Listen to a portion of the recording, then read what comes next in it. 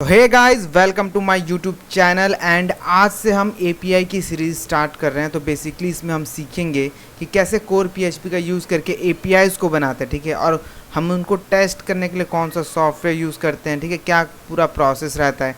तो सब इस वीडियो में हम यही सीखेंगे। तो बहुत ही आसान और मज़ेदार टॉपिक है सीखने के लिए। तो अगर तुम ये एपीआई बनाना सीखना चाहते हो तो इस सीरीज़ को पूरा देखना। ये इस सीरीज़ की पहली वीडियो है और पूरी सीरीज़ की लिंक जो है डिस्क्रिप्शन में प्लेलिस्ट के तौर पर मिल जाएगी तुम्हें।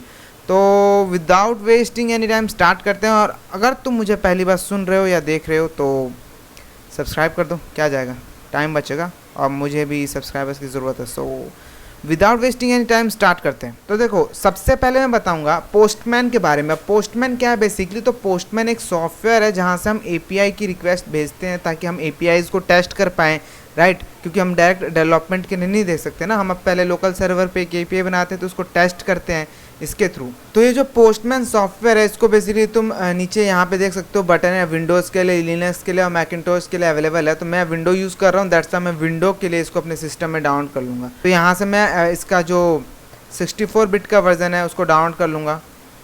तो पोस्टमैन सॉफ्टवेयर जो है वो डाउनलोड हो रहा है। और जब तक ये डाउनलोड हो रहा है, ये बेसिकली 121 MB का है। तो इसको डाउनलोड करते वक्त तुम ये चीज़ ध्यान में रखना कि तुम्हारे पास अच्छा खासा डेटा है, क्योंकि 120 MB का है। तुम इसको फ़ोन से भी डाउनलोड कर सकते हो या तो सिस्टम में डाउनलोड कर लो, तुम्हारे पास वाईफाई है तो, ठीक है। तो इसको डाउनलोड कर लेना है। साइज़ इसका 121 MB है, मैं जानता हूँ थोड़ा ज़्यादा, बट क्या है जो है यही है।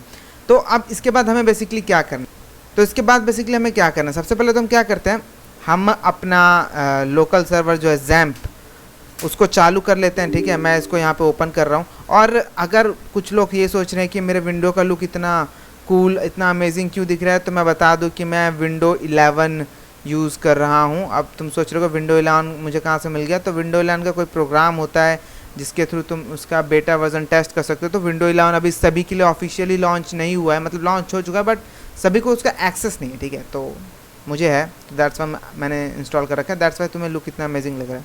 और यकीन बताऊँ तो सच में अमेजिंग है, अभी इसमें कोई शक की बात नहीं है। तो मैंने यहाँ पे अपाची और माई सीक्वल जो है, ठीक है, इसको चालू कर लिया है। तो बेसिकली जितने भी एपीआई होते हैं, ये बेसिकली कोई सा भी सॉफ्टवेयर होता है, तो तुमने देखा होगा वो बेसिकली 4 ही ऑपरेशन परफॉर्म कर रहे होते हैं। भले अलग अलग तरीके से कर रहे हो बट बेस लेवल पे अगर तुम जाओगे तो वो 4 ऑपरेशन ही परफॉर्म कर रहे होते हैं: क्रिएट, रीड, अपडेट, डिलीट, जिसे हम शॉर्ट फॉर्म में क्रड भी बोलते हैं, ठीक है। तो अगर तुम एक फ्रेशर हो तो तुम्हें ये क्रड पता होना चाहिए कि कैसे करते हैं पीएचपी का यूज़ करके, क्रिएट कैसे करते हैं डेटाबेस में कुछ, रीड कैसे करते हैं डेटाबेस से, अपडेट कैसे करते हैं, डिलीट कैसे करते हैं। तो हम इस एपीआई की सीरीज़ में यही सीखने वाले हैं। तो बेसिक इस वीडियो में मैं क्रिएट करना सिखाऊंगा, ठीक है, देन उसके बाद read, then update, then delete. तो 4 टुकड़ों में बांट दूंगा क्योंकि वीडियो लंबी हो जाती है तो लोगों का इंटरेस्ट भी नहीं आता है और लोग पूरी वीडियो देखते भी नहीं। तो इसलिए मैं शॉर्ट वीडियो बनाऊंगा, ठीक है। तो जो रीड है हम इसमें क्रिएट करना सिखाएंगे, ठीक है। तो सबसे पहले मैं क्या करता हूँ, अपने लोकल सर्वर, मैंने अपना एग्जाम सर्वर पे देख सकते हो यहाँ पे अपाची और माई सीक्वल को क्या हो गया, चालू नहीं हुआ। यहाँ पे वापस चालू करता हूँ तो कभी कभी ये दिक्कत आती है। सिग्नल चालू हो चुका है माई सीक्वल सर्वर, ठीक है। मैं यहाँ पे सर्वर नाम का मैंने डेस्कटॉप पे शॉर्टकट बना रखा है। मैं इसको ओपन कर लेता हूँ और यहाँ पे मैं एक नया फोल्डर बना लेता हूँ। तुम देख सकते हो विंडो 11 का नया लुक बहुत ही औसम है।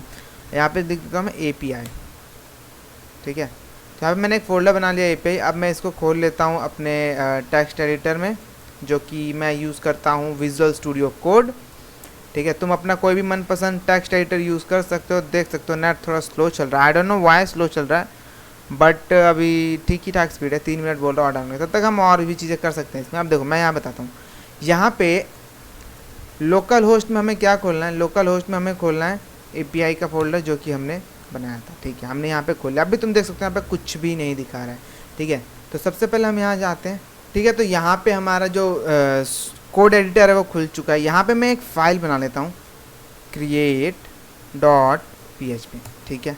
create.php में बेसिकली हम वो सारा कोड लिखेंगे। एक्चुअली फ़ॉन्ट थोड़ा छोटा है, ठीक है, मैं इसे बड़ा कर लेता हूँ ताकि तुम्हें कोड सही से दिखे, ठीक है। तो create.php हमने यहाँ पे एक फ़ाइल क्रिएट कर लिया। एक और फाइल हम क्रिएट कर लेते हैं जो कि डेटाबेस की फ़ाइल होगी। मैं हमेशा जैसे कि बोलता हूँ डेटाबेस की फ़ाइल जो है मैं सेपरेट इसलिए बनाता हूँ ताकि अगर हमें डेटाबेस में कुछ मॉडिफिकेशन करनी है, डेटाबेस के क्रेडेंशियल्स में कुछ मॉडिफिकेशन करनी है तो मैं इजली कर पाऊँ। मैं यहाँ पे एक वेरिएबल बनाता हूँ db और इसके अंदर मैं MySQLi कनेक्ट फंक्शन को कॉल करा लेता हूँ। यहाँ पे सबसे पहले हम पास करते हैं लोकल होस्ट, देन हम पास करेंगे यूज़र नेम जो कि रूट होता है बाय डिफ़ॉल्ट, और पासवर्ड कुछ नहीं होता, तो हम ब्लैंक छोड़ेंगे। एंड देन डेटाबेस का नाम मैं यहाँ पे लिख दूंगा API, ठीक है, एंड दैट्स इट। यहाँ पे कर दिया मैंने। अब ये डेटाबेस का हमारा कनेक्शन बन चुका है, ठीक है। यहाँ पे create.php पे आते हैं। मैं एकदम सिंपल फॉर्मेट यूज़ कर रहा हूँ, ठीक है। तुम सोच रहे हो एकदम अगर तोपची या एकदम तूफ़ानी लेवल का मैं API बनाना सिखा दूँ, तो वो बेसिकली देखो, जो अच्छी कंपनीज़ होती हैं ना, या जो ब्रांड्स होते हैं, जितने भी ऐप्स होते हैं, वो ज़्यादातर फायरबेस यूज़ करते हैं APIs के लिए, और जो वो नहीं यूज़ करते तो लारावल या कोऑर्डिनेटर जैसे फ्रेमवर्क्स यूज़ करते हैं PHP के। कोर PHP में बहुत ना के बराबर तुम्हें देखने को मिलेगा कि कोई API बनवा रहा है कंपनी, ठीक है। तो बेसिकली मैं सिर्फ नॉलेज पर्पज़ के लिए बता रहा हूँ कि जो API होता है वो कुछ नहीं होता, जेसन फॉर्मेट का डेटा ही होता है, जो कि हम डेटाबेस से गेट करके प्रिंट करवाते हैं स्क्रीन पे, राइट। तो चलो अब हम देख लेते हैं इसे कैसे करना है बेसिकली। तो क्रिएट करने के लिए हमें क्या करना पड़ता है, अब देखो, सबसे पहले अगर हम API बना रहे हैं तो हमें उसमें कुछ हेडर फाइल्स पास करने होते हैं, ठीक है। तो सबसे पहले मैं पहली हेडर फाइल पास करता हूँ, जिसमें मैं क्या बोलूँगा, जिसमें मैं ये बताऊँगा इसे कि ये इसका जो डेटा है वो कौन एक्सेस कर सकता है। तो मैं अभी सभी को एक्सेस देने वाला हूँ, इसलिए मैं यहाँ पे एक्सेस कंट्रोल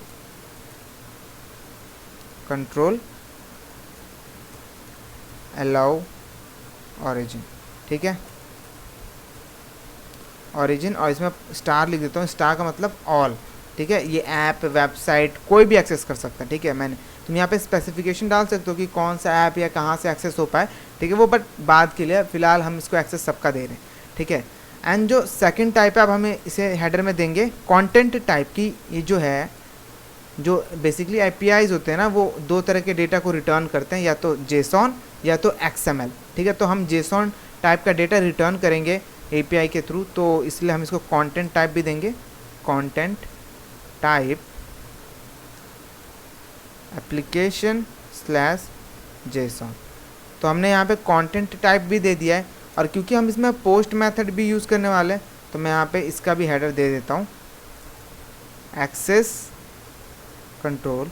अगर तुम कोर PHP की जगह कोई फ्रेमवर्क यूज़ कर रहे हो जैसे लारावल या कोऑर्डिनेटर, तो उसमें ये चीज़ें तुम्हें बहुत ज़्यादा बेहतर तरीके से समझ आती हैं, क्योंकि उसमें इनके लिए ऑलरेडी फंक्शंस बने होते हैं, ठीक है, लाइब्रेरीज होती हैं, हेल्पर्स होते हैं, तो उनके थ्रू हम ये इजीली कर पाते हैं। बट कि हम कोर PHP पे काम करें, दैट्स वाई ये हमें लिखना पड़ रहा है। ओके, तो एक्सेस कंट्रोल अलो हेडर्स। अब हमें ये भी बताना पड़ेगा कि पहले हेडर से पहले हम मेथड देख लेते हैं, ठीक है। एक्सेस कंट्रोल अलो मेथड्स,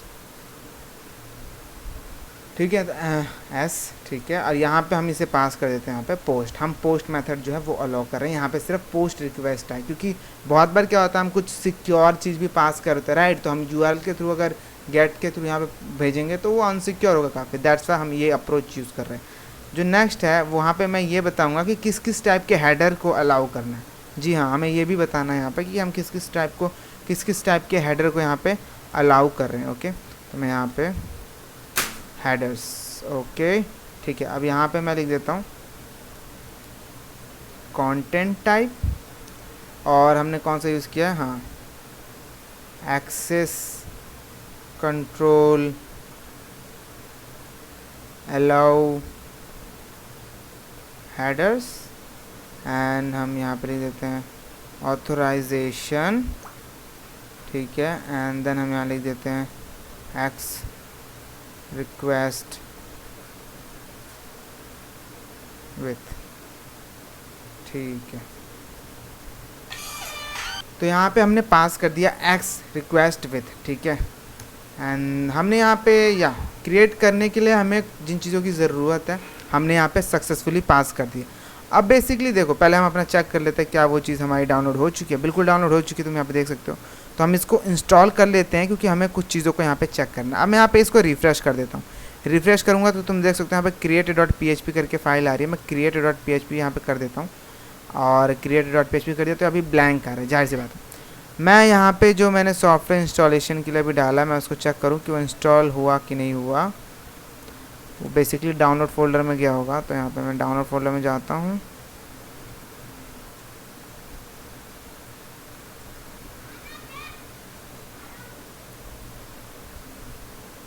तुम देख सकते हो इंस्टॉलिंग पोस्टमैन यहाँ पे लिखा आ रहा है, अब ये इंस्टॉल होगा। तो जो क्रिएट डॉट PHP जो हमने क्रिएट किया है बेसिकली, तो हम यहाँ पे, अब तुम्हारे दिमाग में एक सवाल ज़रूर होगा कि हम इस पर रिक्वेस्ट भेजेंगे, है ना, तो ये गेट कैसे करेगा, राइट।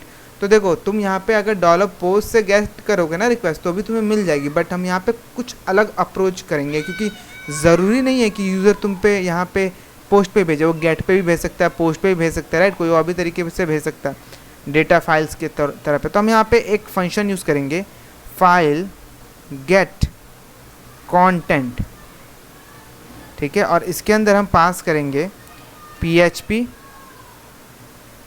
इनपुट। तो बेसिकली ये एक एरे रिटर्न करेगा, ठीक है, उस जेसन फाइल का।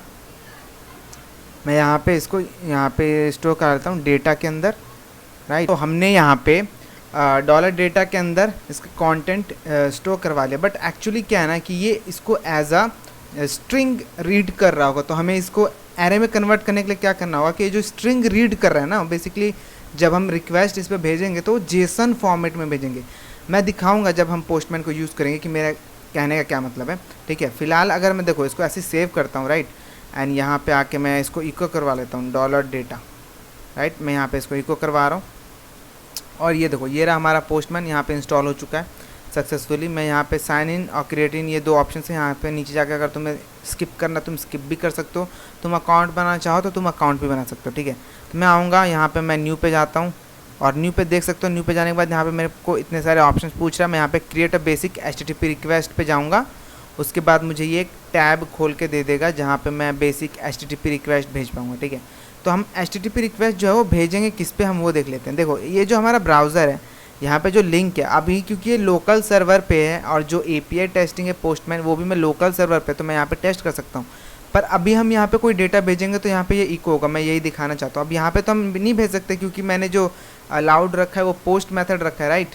तो यहाँ पे चलो हम देख लेते हैं। मैं यहाँ पे आता हूँ, यहाँ पे जो मेथड है यहाँ से हम पोस्ट सिलेक्ट करते हैं, यहाँ पे मैं URL डालता हूँ, ठीक है, local host API create dot PHP, और यहाँ पे आते हैं हम बॉडी पे। अब बॉडी पे जाने के बाद यहाँ पे देख सकते हो ये इतने सारे ऑप्शन है, यहाँ पे हम जाते हैं रॉ पे, ठीक है। यहाँ पे हम रॉ पे आ गए, राइट, और यहाँ पे जाओगे टेक्स्ट का ऑप्शन है, टेक्स्ट की जगह तुम यहाँ पे सिलेक्ट कर लेना जेसन, ठीक है। तो यहाँ से हम इसको रिक्वेस्ट भेजेंगे। तो अब देखो पहले हम अगर यहाँ पे रिक्वेस्ट भेजते हैं, फॉर एग्जांपल मैं यहाँ पे ये भेजता हूँ name is equal to Monu, right. हम इसे जेसन फॉर्मेट में भेजेंगे, जो कि है कुछ ऐसा नेम। जिन लोगों को नहीं पता जेसन क्या होता है, तो जेसन बेसिकली एक तरह का, ठीक है। मैंने यहाँ पे रिक्वेस्ट भेज दी, तुम देख सकते हो, तो ये मुझे वही रिटर्न करके दे रहा है। जाहिर सी बात है क्योंकि मैंने यहाँ पे इसको इको करवा रखा है, मैंने यहाँ पे इसको कोड में देख सकते हो यहाँ पे इको करवा रखा है, पर इसको हम दैट्स यहाँ पे ये एज इट इज़ यहाँ पे हमें रिटर्न कर रहा है डेटा, राइट। तो यहाँ पे अगर आके मैं यहाँ पे कुछ ऐसा चेंज कर दूँ, इको करवाऊँ यहाँ पे एक जेसन मैसेज, यहाँ पे मैसेज करवाते हैं, और यहाँ पे हम प्रिंट करवा लेते हैं कि सक्सेस, और इस पूरे को मैं एक स्ट्रिंग में डाल देता हूँ, राइट। ओके, तो ये एज एन स्ट्रिंग अब ट्रीट होगा। ओके, अब देखते हैं क्या रिक्वेस्ट देता है। मैं यहाँ पे सेंड किया मैंने रिक्वेस्ट, तो तुम यहाँ पे देख सकते हो मुझे डेटा क्या मिला है, मैसेज सक्सेस। तो API कॉल हमारी परफेक्टली काम कर रही है। तो जो हमने यहाँ पे हेडर फाइल्स लगाए हैं परफेक्टली काम कर रहे हैं, राइट। तो हम इसको अब कैसे यूज़ करेंगे, तो बेसिकली ये जो चीज़ है इसके अंदर जो भी फाइल आएगी वो एज अ स्ट्रिंग ट्रीट होगी, राइट। तो बट उसको हम यहाँ पे नॉर्मली एक्सेस नहीं कर पाएंगे, तो हम उसका एक ऑब्जेक्ट बनाएंगे। ऑब्जेक्ट कैसे बनाएंगे, तो बेसिकली जो पूरी चीज़ है इसको हम जेसन डिकोड, ये एक फंक्शन है जो कि जेसन को एरे में कन्वर्ट करता है, राइट। तो हम इसका यूज़ करेंगे इसमें, और ये अब डेटा जो है ये एक एरे में कन्वर्ट हो जाएगा। तो जो भी डेटा यहाँ से आएगा वो एक एरे में कन्वर्ट हो जाएगा। अब बेसिकली हम डेटा क्रिएट कैसे कराएंगे, डेटाबेस में तो कुछ है ही नहीं, अभी हमने डेटाबेस कुछ बनाया ही नहीं है, ना ही कनेक्शन का कुछ बनाया है ना। तो चलो सबसे पहले हम क्या करते हैं, डेटाबेस में जाके डेटाबेस बनाते हैं, लोकल होस्ट /php माई एडमिन, और यहाँ पे हम एक टेबल बना लेंगे, बेसिकली एक प्रोडक्ट का बना लेंगे, है ना। मैं यहाँ पे एक डेटाबेस बना लेता हूँ, न्यू पे जाके API नाम दे देता हूँ मैं इसे, राइट। मैं यहाँ पे क्रिएट करता हूँ। क्रिएट करने के बाद हम यहाँ पे एक प्रोडक्ट्स नाम का एक वो बनाते हैं टेबल, और इसके अंदर मैं ID दूंगा, इस प्रोडक्ट का नेम दूंगा, प्राइस दूंगा, वगैरह वगैरह। यहाँ पे इसको पहले तो ID दूंगा सबसे पहले, देन हम इसको देंगे नेम, मतलब प्रोडक्ट का नेम। मैं यहाँ पे लिख देता हूँ प्रोडक्ट नेम ठीक है, प्रोडक्ट प्राइस, स्टॉक, ठीक है, प्रोडक्ट नेम हो गया, प्रोडक्ट प्राइस हो गया, स्टॉक हो गया, राइट। एंड यहाँ पे हम एक और चीज़ ऐड कर लेते हैं, दो तीन चीज़ और ऐड कर लेते हैं ताकि थोड़ा ज़्यादा कूल लगे। यहाँ पे हम ऐड कर लेते हैं डिस्काउंट,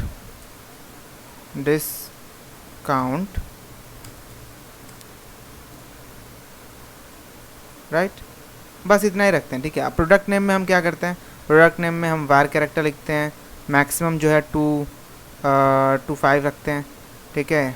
प्राइस, प्रोडक्ट प्राइस को हम इंट ही रखते हैं, स्टॉक को भी हम इंट रखते हैं, डिस्काउंट को भी हम इंट ही रखते हैं, राइट। अब यहाँ पे हम आते हैं और जो आईडी है उसको ऑटो इंक्रीमेंट कर देते हैं, राइट। मैं यहाँ पे अब गो कर देता हूँ, ओके, सेव करते हैं। यहाँ पे मैंने यहाँ पे सेव कर दिया और यहाँ पे हमारे पास प्रोडक्ट्स नाम का एक टेबल क्रिएट हो चुका है जिसके अंदर ID, product name, product price, stock और डिस्काउंट नाम के कॉलम्स भी बन चुके हैं, राइट। तो चलो अब हम देख लेते हैं कि हम यहाँ पे एपीआई के थ्रू, मतलब ये पोस्टमैन से जो मैं रिक्वेस्ट भेज रहा हूँ, यहाँ पे अगर हम रिक्वेस्ट भेजें उसके थ्रू यहाँ पे कैसे डेटा इंसर्ट करवाएंगे, ठीक है। तो चलो देख लेते हैं। सबसे पहले मैं क्या करूँगा, create.php है, राइट। तो मैं यहाँ पे आऊँगा, अपने डेटाबेस के अंदर आऊँगा, यहाँ पे मैं दूँगा आईडी है, प्रोडक्ट नेम है, प्रोडक्ट प्राइस है, ठीक है। तो अभी मैं यहाँ पे क्या करता हूँ, पोस्टमैन में एक स्ट्रिंग बनाता हूँ यहाँ पे कुछ इस तरीके की, प्रोडक्ट नेम, ठीक है, प्रोडक्ट नेम हो गया, और क्या था डेटाबेस में, प्रोडक्ट प्राइस, ठीक है। मैं प्रोडक्ट नेम यहाँ पे लिख देता हूँ रिलॉक्स वॉच गोल्ड वॉच, ठीक है। कॉमा से सेपरेट करके मैं दूसरा इसमें पास कर सकता हूँ, दूसरा है प्रोडक्ट प्राइस। तुम डिफरेंट नेम भी दे सकते हो, राइट। जाहिर सी बात है जब ये एरे में कन्वर्ट हो जाएगा तो तुम जहाँ इंसर्ट करना चाहते हो वहाँ इंसर्ट कर सकते हो, बट मैं सिमिलर नेम इसलिए दे रहा हूँ ताकि कन्फ्यूज़न ना हो। तो प्रोडक्ट प्राइस मैं यहाँ पे नंबर्स में दे सकता हूँ क्योंकि इंट है, राइट, तो मुझे कॉमा डालने की ज़रूरत नहीं है। एंड यहाँ पे हम आते हैं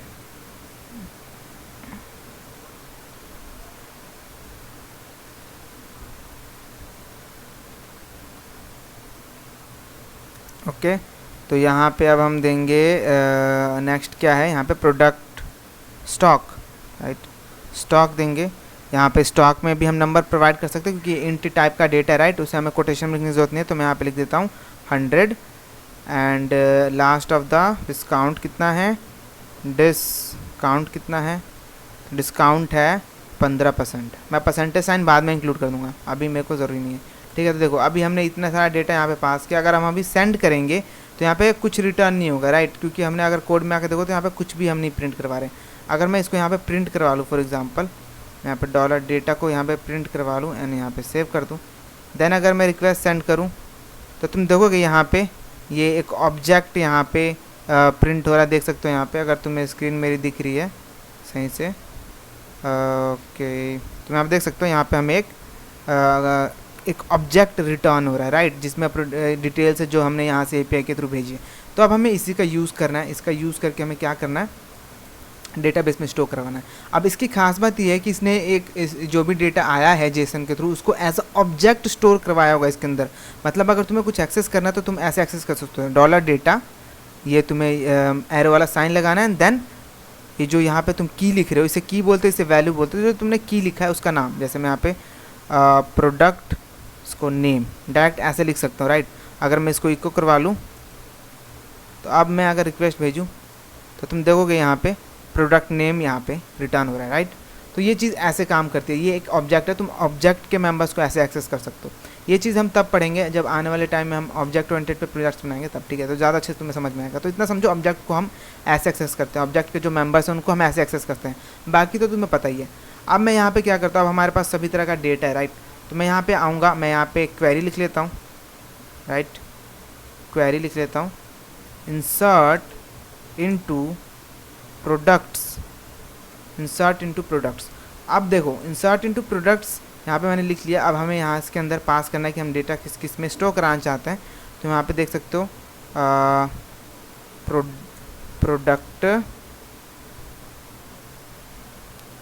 product name, product price, stock और डिस्काउंट, ठीक है। तो ये हमने यहाँ पे बना लिया। अब हमें इसके अंदर वैल्यू पास करानी होगी, तो मैं इसको कॉन्किनेट कर रहा हूँ ताकि क्वेरी तुम्हें लंबी ना लगे देखने में, ठीक है। तो कॉन्किनेट तुम्हें पता हो किस लिए यूज़ करते हैं, हम दो स्ट्रिंग को आपस में जोड़ने के लिए यूज़ करते हैं। तो इसमें डॉट से हम कनेक्ट कर जो स्ट्रिंग्स को जोड़ते हैं, राइट। तो यहाँ पे अब मैं वैल्यूज़ पास करूँगा जो कि डेटाबेस में स्टोर होनी है। तो सबसे पहले देखो हमारे पास वैल्यू कहाँ है, हमारे पास वैल्यू इनके अंदर है, राइट। तो मैं यहाँ पे क्या करता हूँ, यहाँ पे dollar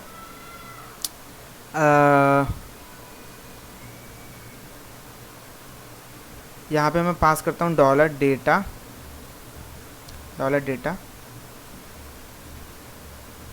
product name, dollar data product name हमने सबसे पहले पास कर दिया। इसको हम एक स्ट्रिंग के अंदर रखते हैं, ठीक है। ऐसे तुम चाहो तो इसको हटा सकते हो क्योंकि हमने ये डबल कोटेशन यूज़ किया स्टार्टिंग में। तो डबल कोटेशन की खास बात ये होती है कि तुम इसमें जो नॉर्मल वेरिएबल्स होते हैं उनको डायरेक्टली ऐसे कॉल कर सकते हो, तो वो एज अ वेरिएबल ही ट्रीट करेंगे, ठीक है। तो अब हमें बाकी की चीज़ों को भी ऐसे स्टोर करवा लेना है। डॉलर डेटा, यहाँ पे प्रोडक्ट प्राइस, तो प्रोडक्ट प्राइस, ठीक है। Then dollar data stock, then dollar data discount, okay. तो मेरे ख्याल से बढ़िया लग रहा है, ठीक है। अब यहाँ पे हम क्वेरी लिखते हैं, रन लिखते हैं, इसके अंदर माई सीक्वल आई क्वेरी लिखते हैं। देन यहाँ पे सबसे पहले डीबी एंड देन हम क्वेरी पास करते हैं। अब देखो यहाँ पे हमने अभी डीबी इंक्लूड नहीं किया, तो हम डीबी को भी ज़रा इंक्लूड कर लेते हैं इसी बात पे। इंक्लूड db.php, ठीक है। तो यहाँ पे अब हमने db को भी इंक्लूड कर दिया है। अब मैं यहाँ पे सेव करता हूँ और यहाँ पे इफ़ अगर डॉलर रन हो जाता है तो यहाँ पे मैं क्या करता हूँ, इको करवाता हूँ जेसन इन कोड।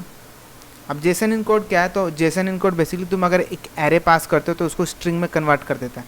तो मैं इसके अंदर एक एरे पास कर रहा हूँ, मैं यहाँ पे पास कर रहा हूँ स्टेटस, और यहाँ पे इसकी वैल्यू पास कर रहा हूँ सक्सेस, ठीक है। एंड मैसेज में पास कर रहा हूँ,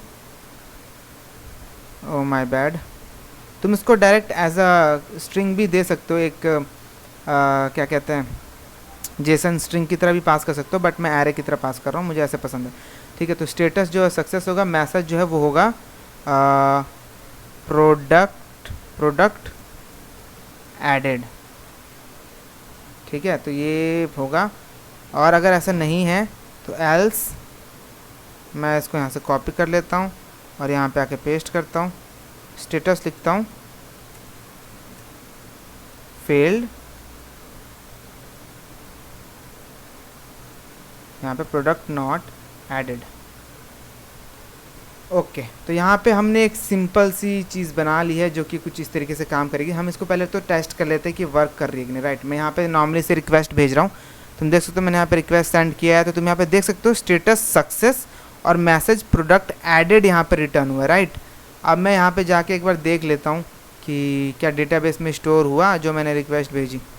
यहाँ ओह सॉरी, यहाँ पे आके मैं यहाँ पे इसको रिफ़्रेश करता हूँ, ब्राउज़र में ब्राउज़ में जाता हूँ,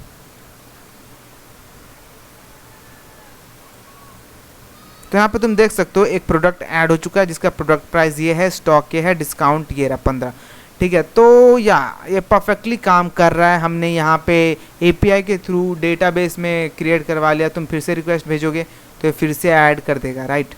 और यहाँ पे हम आते हैं और यहाँ पे अगर रिफ़्रेश करें हम तो तुम देखोगे एक और प्रोडक्ट यहाँ पे ऐड हो चुका है, परफेक्ट, राइट। तो तुम इसको ऐसे कर सकते हो। बट अगर इन केस मान लो क्या होगा अगर मैंने यहाँ पे डिस्काउंट नहीं दिया, ठीक है, डिस्काउंट नहीं दिया, और अब मैं रिक्वेस्ट भेजता हूँ सेंड, तो तुम यहाँ पे देखोगे warning undefined property STD class discount in blah blah blah, पता नहीं क्या क्या आ रहा है, राइट। तो ये चीज़ अच्छी नहीं है ना। हमें तो जो भी डेटा रिटर्न में चाहिए वो जेसॉन में चाहिए, राइट। तो ये चीज़ क्यों आ रही है, तो इसलिए हम क्या करेंगे, अब यहाँ पे हम चेक कर लेंगे कि अगर डेटा में मतलब जो डेटा है उसके अंदर कुछ है कुछ नहीं है, तो उस पर क्या एरर शो करवाना है, ये सब हम पहले चेक कर लेंगे, राइट। तो चलो हम देख लेते हैं कैसे वो करना है। अब उसके लिए हम क्या करेंगे, हम यहाँ पे आते हैं, यहाँ पे आते हैं, ठीक है। और यहाँ पे हम चेक कर लेते हैं इफ़ अगर डॉलर डेटा, ठीक है, dollar data product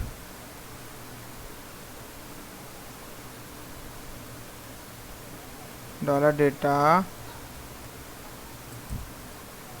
product name जो है वो अगर ब्लैंक है, राइट, ब्लैंक है या है ही नहीं, समझ रहे हो, तो यहाँ पे हम चेक कर लेंगे कि जो प्रोडक्ट नेम है वो सेट हो रखा है कि नहीं, इस सेट, ठीक है। यहाँ पे हम इसको ऐसे कर लेते हैं और यहाँ पे मैं एल्स लगा देता हूँ, एल्स के अंदर इन सबको उठा कर रख देता हूँ, ठीक है। और हम प्रोडक्ट नेम की जगह अभी डिस्काउंट लिखते हैं, क्योंकि अभी हम डिस्काउंट को चेक कर रहे हैं। हम सभी के लिए बना सकते हैं अलग अलग, राइट, तो इसमें कोई ऐसी दिक्कत वाली बात नहीं। मैं यहाँ से इसको कॉपी करता हूँ, यहाँ से पेस्ट करता हूँ फेलियर वाले मैसेज को, ठीक है। और यहाँ पे मैसेज दे देता हूँ डिस्काउंट नॉट प्रोवाइडेड, ठीक है। और मैं यहाँ पे आता हूँ, अब मैं यहाँ पे रिक्वेस्ट भेजता हूँ, तो तुम यहाँ देख सकते हो, यहाँ पे स्टेटस फील्ड आ रहा है, मैसेज प्रोडक्ट नॉट एडेड, पर ऊपर ये भी आ रही है warning undefined property STD class discount in blah blah blah, ठीक है। तो ये इसलिए आ रही है क्योंकि देखो अब बेसिकली हम यहाँ पे इसको चेक कर रहे हैं कि क्या ये सेट हो रखा है कि नहीं हो रखा है, इसके अंदर हम ये प्रॉपर्टी यूज़ करें, तो ये इसलिए एक वार्निंग है। हम वार्निंग को इग्नोर कर सकते हैं कैसे, मैंने जैसे कि बताया था, वार्निंग को हम कैसे इग्नोर करेंगे, एरर अंडरस्कोर रिपोर्टिंग, और इसके अंदर हम 0 पास कर देते हैं, राइट, एंड सेव कर देते हैं। देन हम वापस से रिक्वेस्ट भेजते हैं, तो तुम देख सकते हो यहाँ पे लिखा आ रहा है failed product not added, failed product not added, okay. तो देखो अगर हमने जो एरर रिपोर्टिंग कर दिया 0, उसके थ्रू अगर हम इसको हटा भी देते हैं ना इफ़ वाले कंडीशन को, राइट, कि डेटा डिस्काउंट ये सब ना चेक करें, तो भी हमेशा ये एरर तो शो करेगा ही, क्योंकि हम ये ई सेट यूज़ करें, हमें यहाँ पे ई सेट यूज़ नहीं करना है, हमें यहाँ पे चेक करना है कि डिस्काउंट की जो वैल्यू है वो है कि नहीं। तो यहाँ पे हम इसको नल कर सकते हैं या तो ऐसे ब्लैंक छोड़ सकते हैं। तो अगर देखो अभी यहाँ पे लिखा है प्रोडक्ट नॉट एडेड, राइट, और अगर अब मैं यहाँ पे सेंड करता हूँ तो तुम देख सकते हो बोला डिस्काउंट प्रोवाइड नहीं हो रखा, भाई साहब डिस्काउंट प्रोवाइड करो तभी तो जाके क्वेरी चलेगी। तो ऐसे तुम सभी उसके लिए लगा सकते हो। यहाँ पे पेस्ट कर लेता हूँ, ठीक है।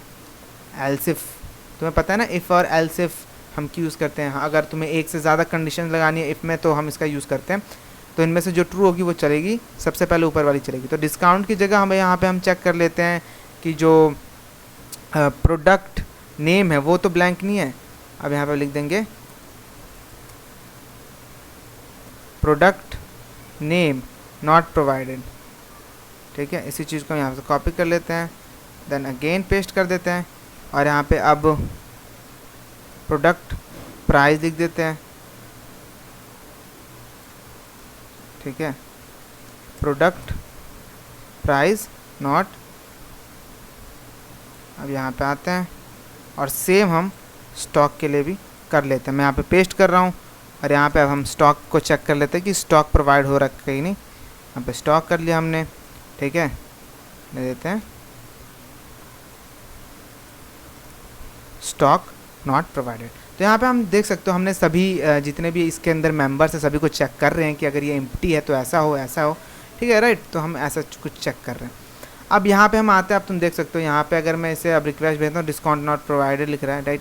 तो मैं यहाँ पे आके डिस्काउंट वापस दे देता हूँ। इस बार मैं क्या करता हूँ, नेम हटा देता हूँ यहाँ से, राइट। देन अब मैं अगर रिक्वेस्ट भेजता हूँ तो तुम देखो यहाँ पे लिखा हुआ है product name not provide status failed, right. और अगर तुम डेटाबेस में जाकर देखोगे तो कुछ ऐड भी नहीं हुआ होगा, क्योंकि डेटाबेस ये रहा, कुछ ऐड भी नहीं हुआ होगा यहाँ पे, जाहिर सी बात है, क्योंकि हमने वहाँ पे कंडीशंस लगा रखे हैं। हम चेक कर रहे हैं कि डेटा ब्लैंक है तो ऐड ना हो कुछ भी, राइट। और अगर हम यहाँ पे अब प्रोडक्ट यहाँ पे लिख के प्रोडक्ट प्राइस हटा दें तो उसके लिए भी ये सेम वर्क करेगा। मैं सेंड करता हूँ, देख सकते हो प्रोडक्ट प्राइस नॉट प्रोवाइड, तो सक्सेसफुली वर्क कर रहा है। अगर हम सब कुछ यहाँ पे प्रोवाइड करें तो यहाँ पे मैं अब थोड़ा अलग दे देता हूँ, गोकी सिल्वर वॉच प्राइस इसके रख देते हैं 4000, स्टॉक रख देते हैं 300, डिस्काउंट रख देते हैं 17%, राइट। मैं अब इसे सेंड करता हूँ तो देख सकते हो सक्सेस प्रोडक्ट एडेड यहाँ पे मैसेज आ रहा है। मैं यहाँ पे आऊँगा डेटाबेस में, मैं यहाँ चेक करूँगा, रिफ्रेश करूँगा एंड बूम, यहाँ पे हमारा प्रोडक्ट ऐड हो चुका है। तो ऐसे हम एपीआई के थ्रू करते हैं, समझ रहे हो। हम जो ऐप मान लो अगर इसको हम किसी ऐप में यूज़ करें तो हम ऐप के थ्रू ये डेटा भेजते हैं जेसन फॉर्मेट में, क्योंकि जेसन एक ऐसा फॉर्मेट है ना जो कि किसी भी लैंग्वेज के थ्रू प्रोसेस किया जा सकता है, राइट। तुम जावा के थ्रू, फ्लटर के थ्रू, जेडीके के थ्रू, नोड जेएस के थ्रू, जावास्क्रिप्ट के थ्रू, किसी के थ्रू भी एक्सेस कर सकते हो। तो ये हमारा एक जेसन फॉर्मेट में हम डेटा भेज रहे हैं, जेसन में हमें डेटा मिल रहा है, तो ऐसे हम कम्युनिकेट कर पाते हैं सर्वर से। जो अगर किसी को ऐप डेवलपमेंट में पता हो तो हम ऐसे रिक्वेस्ट भेजते हैं, ऐसे हमें डेटा रिटर्न मिलता है, देन इसको हम यूज़र को दिखाते हैं, भाई साहब हो गया तुम्हारा प्रोडक्ट ऐड, राइट। तो इस तरीके से काम करता है ये चीज़ पूरा। तो आई होप तुम्हें समझ आया होगा कि कैसे क्रिएट करते हैं एपीआई का यूज़ करके।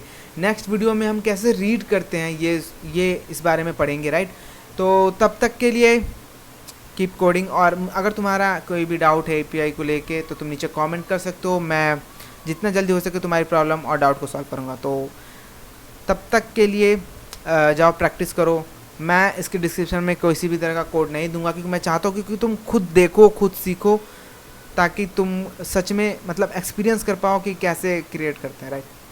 तो अगर तुम्हें कोई भी डाउट हो तो नीचे कमेंट कर सकते हो। इस वीडियो को लाइक करना मत भूलना अगर तुम्हें पसंद आई वीडियो, और इस चैनल को सब्सक्राइब भी कर देना अगर तुम्हें लगता है कि मैं डिज़र्व करता हूँ सब्सक्राइबर्स को, राइट। क्योंकि हम 600 सब्सक्राइबर्स के बहुत नज़दीक हैं और जल्द से जल्द हमें 1000 सब्सक्राइबर्स भी करने हैं। तो मैं मिलता हूँ तुमसे अगले वीडियो में, तब तक के लिए bye bye and keep coding.